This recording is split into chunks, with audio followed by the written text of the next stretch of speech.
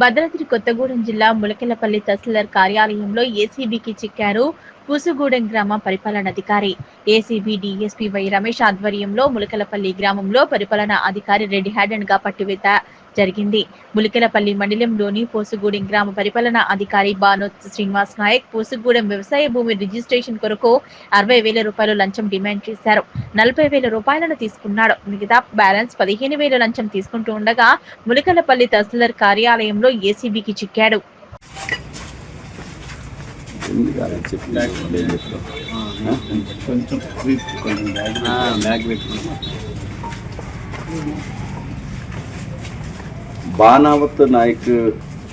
బానావత్ శ్రీనివాస్ నాయక్ అని ఈయన పూసుగూడెం గ్రామ పరిపాలనాధికారి జీపీఓ.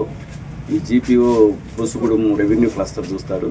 ఈయన ఒక రైతు రిజిస్ట్రేషన్ సంబంధించి ఒక 2 ఎకరాల 30 గుంటల భూమిని రిజిస్ట్రేషన్ చేయాలి.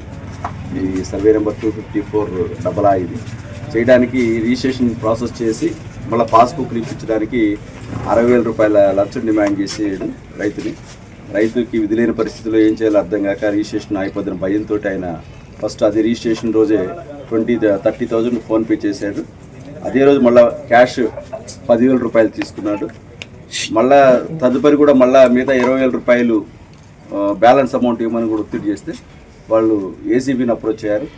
ఏసీబీ అప్రోచ్ అయిన తర్వాత మా ప్రొసీజర్ ప్రకారం మళ్ళీ ఆయనతో మాట్లాడడం జరిగింది. ఆ 20,000లో మళ్ళీ వాళ్ళు 50,000 ఒక 5,000 తగ్గించి 15,000కి ఒప్పుకున్నాడు.